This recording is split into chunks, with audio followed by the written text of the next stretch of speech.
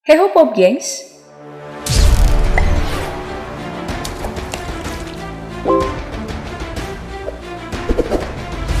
Dijuluki sebagai satu-satunya negara superpower, Amerika memang gila dalam menggelontorkan dana militer.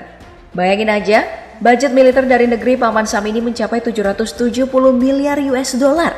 Di mana kalau dirupiahkan, jumlahnya itu sampai 11.300 triliun rupiah. Bedeh, dengan uang sebanyak ini kira-kira kita bisa beli apa aja ya? Beli satu tank buat satu kecamatan kayaknya juga bisa. Nah, dengan jumlah uang fantastis tadi, Amerika Serikat mengoperasikan berbagai alutsista yang buat negara-negara besar lainnya seperti Cina dan bahkan Rusia jadi ketar-ketir.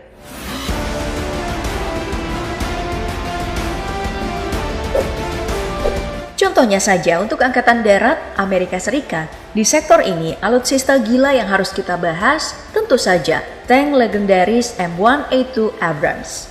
Tank ini merupakan generasi ketiga dari tank tempur utama mereka. Keunikan utama dari tank ini ada pada mesinnya yang memiliki teknologi dual fuel engine yang bisa beradaptasi pada pemakaian bahan bakar.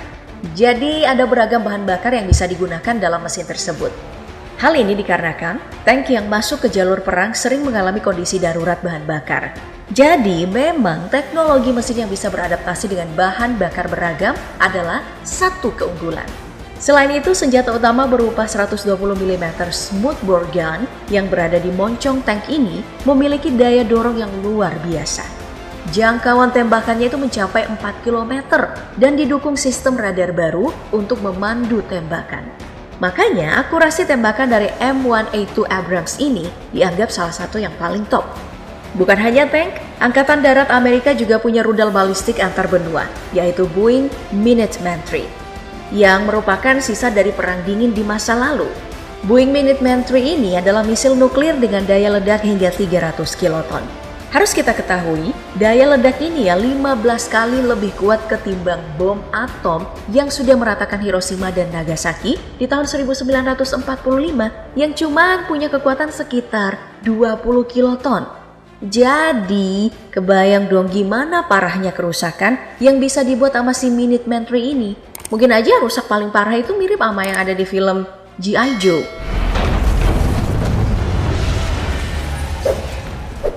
Omongin soal nuklir, Angkatan Laut dari Amerika juga gak mau kalah. Di bagian ini ada kapal selam nuklir andalan negeri Paman Sam. Gak main-main, jumlah kapal selam yang mereka miliki itu mencapai 68 buah. Yang terbagi atas Los Angeles Class, Seawolf Class, Virginia Class, dan juga Ohio Class. Nah, untuk LA, Seawolf dan Virginia Class tugas mereka itu ada banyak. Mulai dari pembersihan ranjau laut, pemindahan kru, memata-matai, hingga pengejaran serta penyerangan. Sedangkan untuk Ohio Class sendiri, kapal selam ini berfokus pada penghancuran target darat, laut, dan udara menggunakan Tomahawk cruise missile Amerika Serikat yang terkenal ganas itu. Bagaimana tidak, Tomahawk cruise missile punya kekuatan untuk melaju secepat 880 km per jam dengan daya jelajah mencapai 2.500 km. Jadi kalau daya hancurnya 5 kali lipat dari bom atom Hiroshima Nagasaki, Ohio Class emang salah satu kapal selam paling menakutkan karena bisa menembak dari mana aja. Di lautan masih ada lagi andalan Paman Sam yang lebih gila, yaitu kapal induk raksasa. Di bidang ini, Amerika bahkan jadi negara dengan kapal induk terbanyak dunia. 10 Nimitz Class dan 1/4 Class Super Carrier yang bisa menampung kekuatan militer udara yang lebih banyak ketimbang beberapa negara kecil. Bagaimana tidak? 1/4 Class Super Carrier ini bisa menampung hingga 85 unit jet tempur. Jadi, kapal induk yang satu ini sudah seperti pangkalan militer berjalan milik Amerika. Nah, karena aset yang sangat banyak, 4th Class Super Carrier ini memiliki pertahanan non-ecek-ecek, mulai dari Sea Sparrow Missile, Rolling Airframe Missile, dan Phalanx Close-in Weapon System.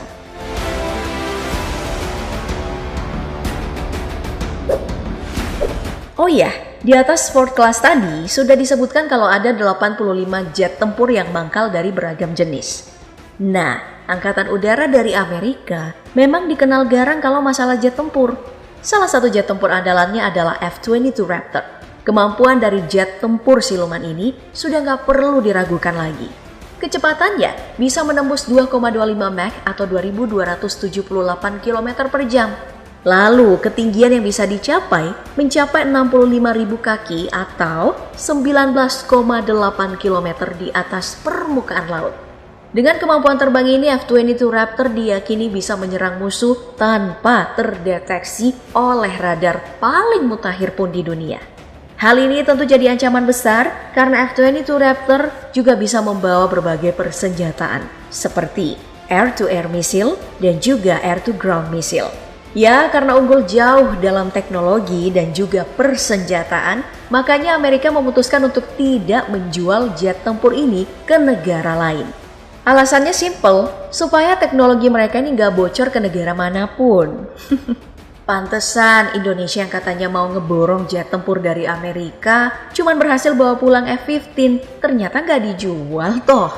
Tapi F-15 juga udah lumayan loh, karena F-15 ini juga digunakan Israel dan beberapa negara besar lainnya. Selain jet tempur ada juga helikopter serang yaitu AH-64 Apache yang siap untuk Angkatan Udara Amerika. Kegunaan utama dari helikopter serang ini untuk menghalau masuknya alutsista musuh di jarak tembak mereka. Makanya persenjataan AH-64 Apache adalah 30 mm missile launcher yang berisi misil anti-tank. Dengan fleksibilitas gerakan bukan hal yang sulit bagi helikopter ini untuk menghancurkan alutsista darat musuh.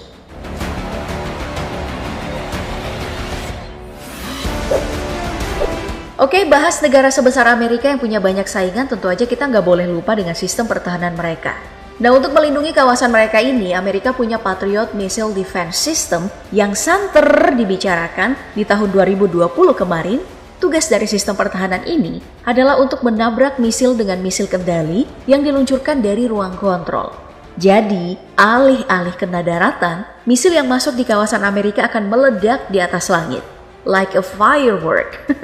Nah, selain itu ada juga sistem pertahanan lainnya yang dimiliki Amerika yaitu SeaRAM Weapon System. Seperti penampakannya, sistem pertahanan ini tuh pakai mesin gun yang beroperasi secara otomatis kalau ada hal yang masuk dalam jangkauan radar. Jadi bukan cuma misil yang bisa dideteksi, tapi pesawat siluman juga jadi incaran dari sistem pertahanan tadi.